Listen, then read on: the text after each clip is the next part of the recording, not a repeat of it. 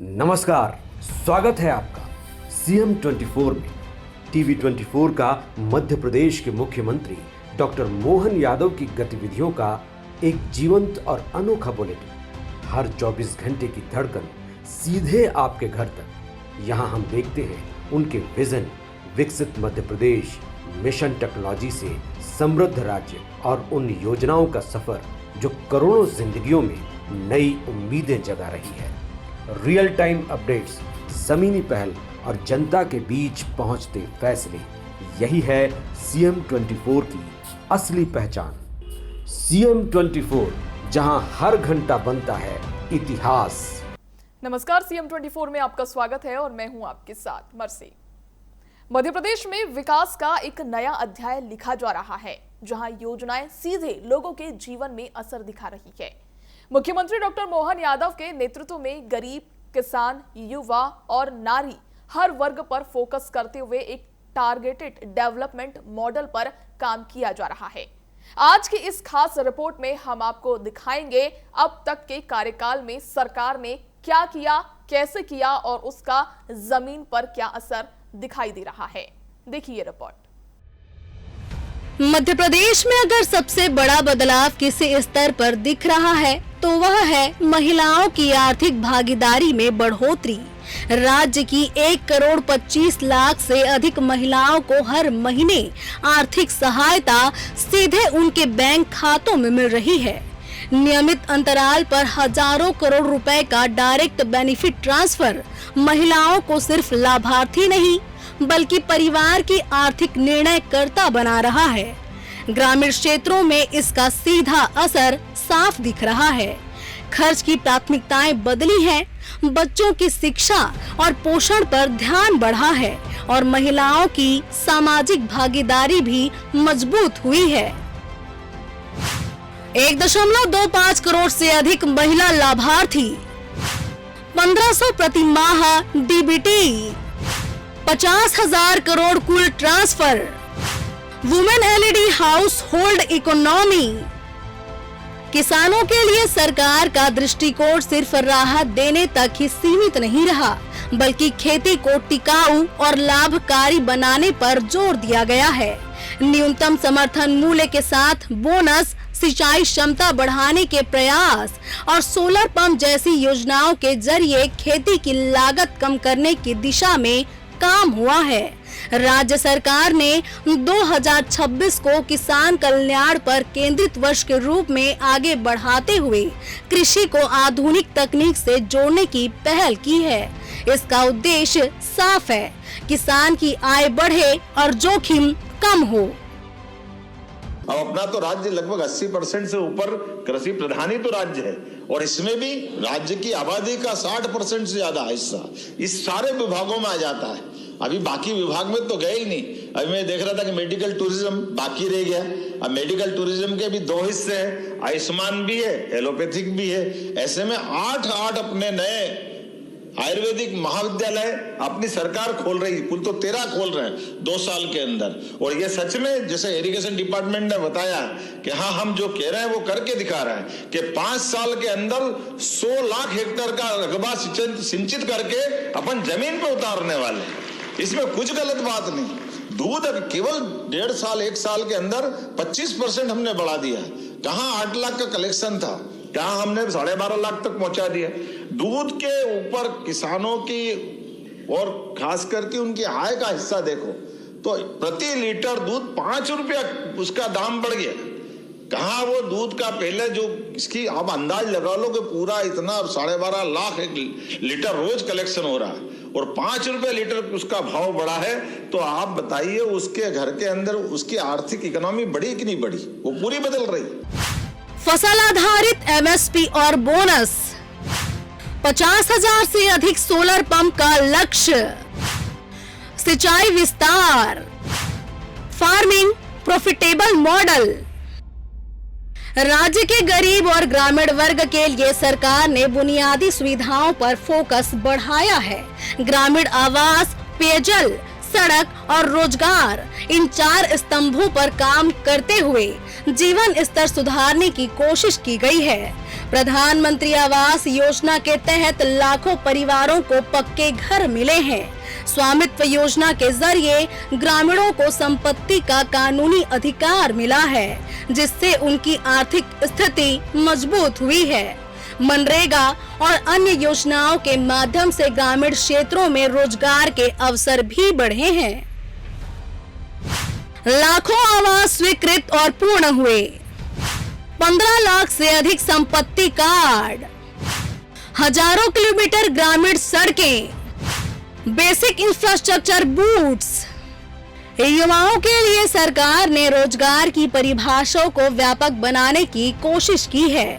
जहां एक ओर निवेश को आकर्षित करने के प्रयास हुए हैं, वहीं दूसरी ओर स्वरोजगार और स्टार्टअप को बढ़ावा दिया गया है। MSME सेक्टर में लोन और सब्सिडी, नई स्टार्टअप नीति और स्किल डेवलपमेंट कार्यक्रमों के जरिए युवाओं को आत्मनिर्भर बनाने का प्रयास किया गया है।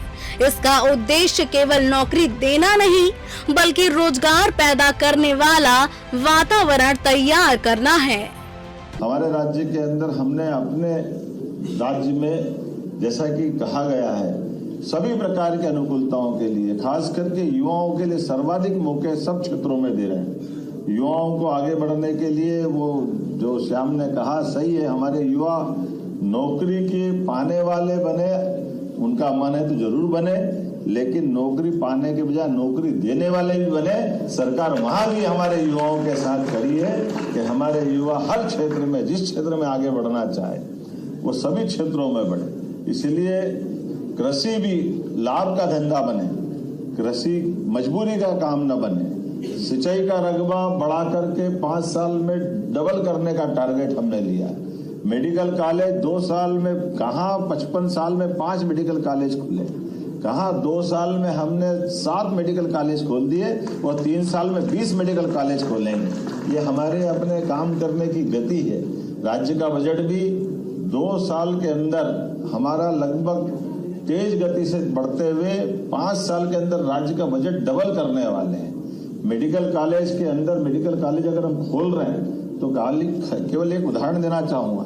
हमारे PPP मॉडल पर लाठेर साहब मेडिकल कॉलेज अगर खोलना है तो हमने कहा 1 रुपए में मेडिकल कॉलेज PPP मॉडल पर हम खुलवा रहे हैं कि हमारा हॉस्पिटल 300 बेड का सरकार के माध्यम से एजेंसी को देंगे, 25 एकड़ जमीन भी देंगे, वो अपना PPP मॉडल पर केवल हॉस्टल और पढ़ाने की व्यवस्था बना ले। लेब हमारी हॉस्पिटल के रूप में जो उनके काम आएगी, वहाँ वो doctor, paramedical staff, nursing staff, ये सब हम निःशुल्क देने वाले हैं। और 10 साल तक वापस 10 साल बाद जब उनका वो 1200 बेड का हॉस्पिटल चला लेंगे, बना लेंगे, तब हमारा हॉस्पिटल हम ले लेंगे, ये मेडिकल कॉलेज हमारा खड़ा होगा।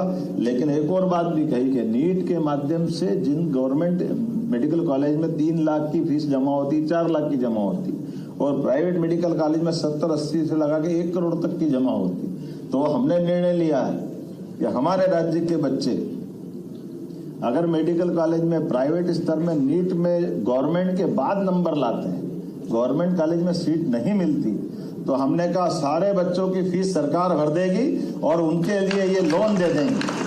70-80 लाख 1 करोड़ 5 साल में लगता है, तो ये हमारी तरफ से लोन दे देंगे।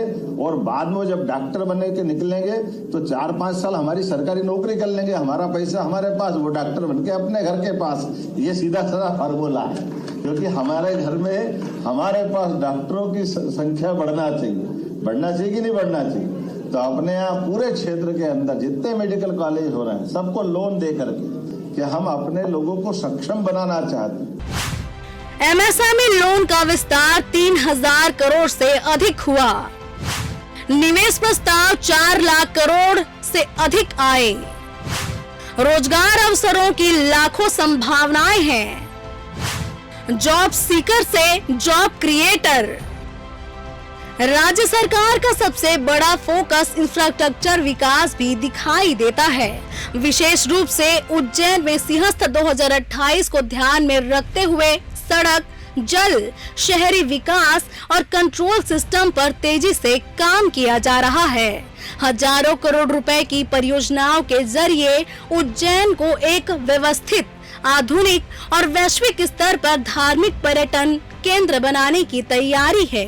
यह सिर्फ आयोजन की तैयारी नहीं बल्कि शहर और क्षेत्र के दीर्घकालिक विकास का आधार भी है। अगर पूरे मॉडल को देखा जाए तो सरकार ने विकास को 4 स्पष्ट स्तंभों पर केंद्रित किया है। महिला सशक्तिकरण, कृषि सुधार, बुनियादी सुविधाएं और रोजगार सृजन, डायरेक्ट बेनिफिट ट्रांसफर, इंफ्रास्ट्रक्चर निवेश और टारगेटेड योजनाओं के संयोजन से एक समग्र विकास मॉडल बनाने का प्रयास किया गया है। किसानों के लिए भी और माता बहनों के लिए हमारी सरकार जब से बनी है, हमने कहा लाडली बहनों के लिए हमारी पूरी सरकार आपको प्रणाम करती है, आपकी योजना के साथ रहती। नदियों का मायका है।